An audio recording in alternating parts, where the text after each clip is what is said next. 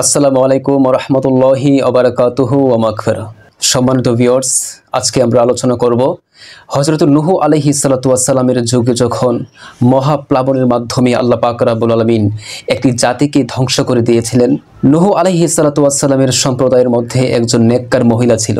ওই মহিলাটি হযরত নূহ আলাইহিস সালাতু ওয়াস সালামের সেই নৌকার মধ্যে আরোহণ না করেও, সেই সফিনার মধ্যে আরোহণ না করেও তিনি কিভাবে বেঁচে গিয়েছিলেন, আজকে আমরা তা নিয়ে আলোচনা করব। আশা করি সবাই ভিডিওটুকু সম্পূর্ণ দেখবেন। হযরত নূহ আলাইহিস সালাতু ওয়াস সালাম তার সম্প্রদায়ের নিকট আল্লাহ পাক রব্বুল আলামিনের তাওহীদের বাণী নিয়ে 900 বছর ইসলামের দাওয়াত দিয়েছেন। আল্লাহ পাক রব্বুল আলামিনের তাওহীদের বাণী মানুষের কাছে পৌঁছে দিয়েছিলেন, কিন্তু তার সম্প্রদায়ের মধ্যে এই সুদীর্ঘ 900 বছরের মধ্যে মাত্র 2 থেকে 3 জন তারা ডাকে সাড়া দিয়েছিলেন। তাই হযরত নূহ আলাইহিস সালাতু ওয়াস সালাম বুঝে গিয়েছিলেন যে তার সম্প্রদায়ের মধ্যে আর কেউ ঈমান আনবে না। এই জন্য হযরত নূহ আলাইহিস সালাতু ওয়াস সালাম আল্লাহ পাক রব্বুল আলামিনের কাছে আরজ করলেন, দোয়া করলেন, হে আল্লাহ, তুমি এই সম্প্রদায়কে ধ্বংস করে দাও।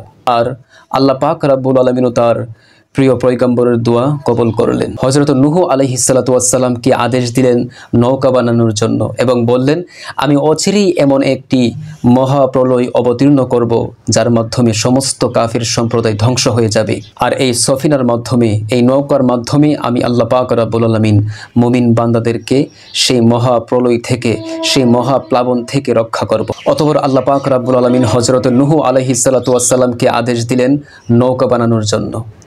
হযরত নূহ আলাইহিস সালাতু ওয়াস সালাম আল্লাহ পাক রব্বুল আলামিনের আদেশ পেয়ে যখন নৌকা বানাতে শুরু করলেন, এমত অবস্থায় একজন নেককার মহিলা, তিনি অনেক বৃদ্ধ ছিল, হযরত নূহ আলাইহিস সালাতু ওয়াস সালামের কাছে এসে হযরত নূহ আলাইহিস সালাতু ওয়াস সালামকে বললেন, হুজুর, আপনি কি বানাচ্ছেন?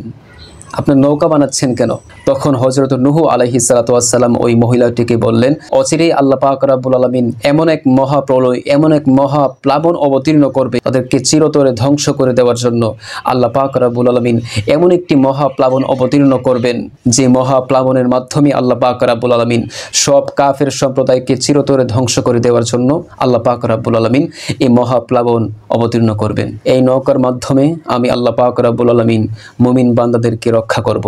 তখন ওই মহিলাটি বলল, হুজুর, যেহেতু আল্লাহ পাক রব্বুল আলামিন অচিরেই মহাপ্লাবন অবতীর্ণ করবেন এবং কাফের সম্প্রদায়কে ধ্বংস করে দিবেন, হুজুর, যখন ওই মহাপ্লাবন অতি সন্নিকটে এসে যাবে তখন আমাকে আপনি জানাবেন, যেন আমিও আপনার নৌকার মধ্যে আরোহণ করে ওই মহাপ্লাবন থেকে বাঁচতে পারি। ওই মহিলার বাড়ি ছিল শহর থেকে কিছুটা দূরে।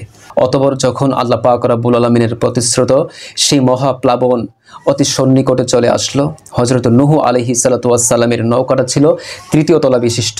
হযরত নূহ আলাইহিস সালাতু ওয়াস সালাম মুমিন বান্দাদেরকে নিয়ে এবং পশু পাখি যারা আছে তাদেরকে ওঠাতে, সেই নৌকাতে ওঠাতে ব্যস্ত হয়ে পড়লেন, যার কারণে তিনি ওই মহিলার কথা ভুলে গিয়েছিলেন, ওই মহিলাকে সংবাদ দিতে তিনি ভুলে গিয়েছিলেন।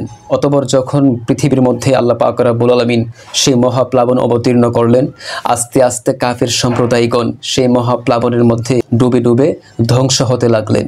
অতঃপর একে একে সমস্ত কাফের ধ্বংস হতে লাগলেন। যখন মহাপ্লাবনের মাধ্যমে আল্লাহ পাক রব্বুল আলামিন সমস্ত কাফেরদেরকে ধ্বংস করে ফেললেন, তখন সেই মহাপ্লাবন আস্তে আস্তে সরে যেতে লাগলো, আস্তে আস্তে পানি সরতে লাগলেন। তখন নূহ আলাইহিস সালাতু ওয়াস সালাম এবং মুমিন বান্দাগণ ওই নৌকা থেকে নিচে নামলেন। ওই নৌকা থেকে যখন পশু পাখি এবং মুমিন বান্দারা জমিনের মধ্যে নামলেন এবং নূহ আলাইহিস সালাতু ওয়াস সালাম তাদেরকে নামালেন, এমত অবস্থায় ওই মহিলাটি, যিনি হযরত নূহ আলাইহিস সালাতু ওয়াস সালামের কাছে আরজ করেছিলেন, হুজুর, যখন মহাপ্লাবন আসবে, অতি সন্নিকটে চলে আসবে, আমাকে সংবাদ দিয়েন, ওই মহিলাটি এসে হযরত নূহ আলাইহিস সালাতু ওয়াস সালামকে বলতে লাগলেন, হুজুর, আপনি তো বলেছিলেন পৃথিবীর মধ্যে মহাপ্লাবন আসবে, কোথায়?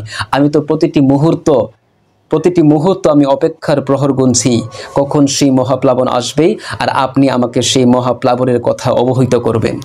হুজুর, কোথায় সেই মহাপ্লাবন? তো এখনও আসলো না। তখন হযরতে নূহ আলাইহিস সালাতু ওয়াস সালাম বিস্ময়ের সুরে তার দিকে তাকিয়ে বলেন, কি বলো? আল্লাহ পাক রব্বুল আলামিনের সেই মহাপ্লাবন এসে সমস্ত কাফেরদেরকে ধ্বংস করে দিয়ে গেছেন, সবেমাত্র আমরা নৌকা থেকে নামলাম। আশ্চর্য ব্যাপার, আপনি কিভাবে এই মহাপ্লাবনের মধ্যে নৌকার মধ্যে আরোহণ না করে বেঁচে গিয়েছিলেন?